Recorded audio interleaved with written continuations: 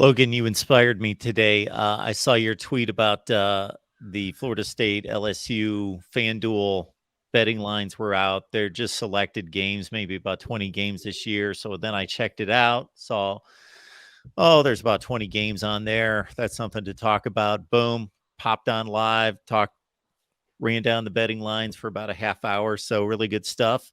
Obviously, Florida State beats LSU by 1 point in 2022. And looks like the sports books are looking for pretty much the same game in Orlando.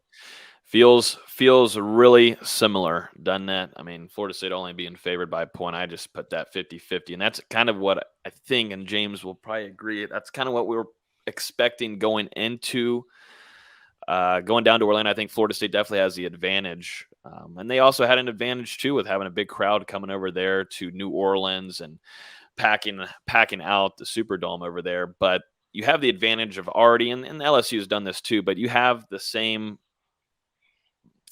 plan that you had going down for your Cheez-It Bowl experience against Oklahoma. It's not going to be too far long away from that to where you're going back down there. They kind of already know the practice schedule. A lot of these guys have already been in the system with Mike Norvell anyways. That gives you an advantage over Brian Kelly. And Brian Kelly is a damn good coach. And that's why you instantly think, yeah, that this is going to be a battle no matter what.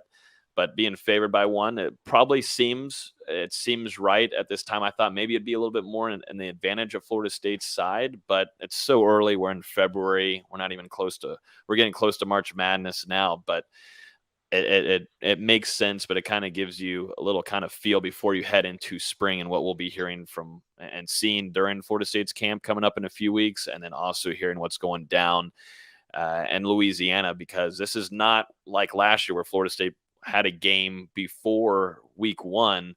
Florida State will be kicking off its 2023 season down there in Orlando. So a lot of question marks, a lot of different things, and there'll be a different kind of coaching style I think Mike Norvell will bring into this game than what we saw this last year. And we talked about it kind of, Mark, when we were doing some of the spring position group previews.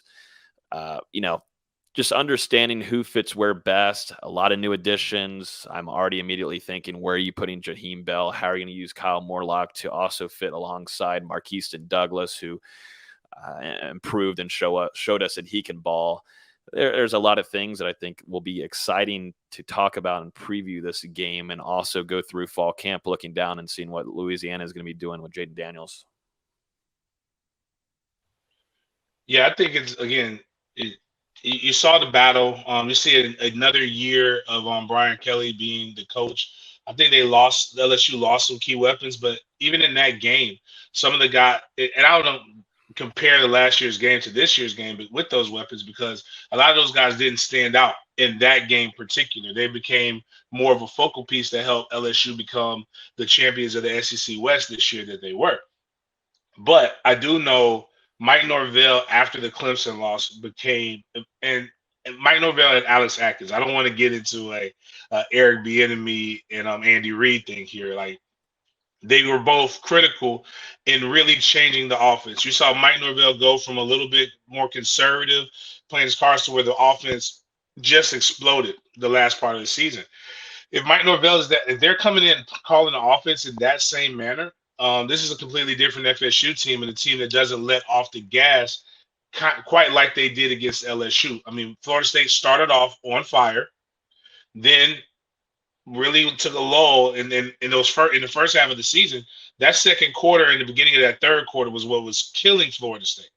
Then they cut it back on, and I always argue with people that this game is a blowout. Well, not a blowout, but a relatively not close game if Florida State doesn't fumble that ball, getting cute. And I don't think they get cute feeling like you have to go Wildcat. I think with Trey Benson as your starting running back, even if you took DJ Lundy out and you put a Jaheim Bell in there, you ran basically a two-back system like that, or you use Jaheim Bell as your Wildcat guy, because he's got experience playing running back at South Carolina. He was like a Swiss Army knife. But I think the play action is set up for you to be able to go three tight ends, one wide receiver, and there's a multitude of different things you could do in your goal line package that we haven't seen Florida State be able to do in quite some time. So I'm going to take the 1 point. um, gladly. If I'm not a gambling man, but if they would let me, add a little bit more and go ahead and just, say I would take it, I'll get Florida State +5 because I think it's a touchdown game. I would go if I could win a little bit more money, I'd be willing to gamble on it. But that's also the homer in me. That's not saying that LSU is not a good team. It's just suggesting that I think Mike Norvell is growing as a coach, and that Florida State team grew up as a coach too. Because Brian Kelly is one of 5 active NCAA coaches that have over 200 wins. So I mean, he's a very good coach, man. He did a really good job in Notre Dame. He's doing a good job at LSU. I just think Florida State's in a different place right now.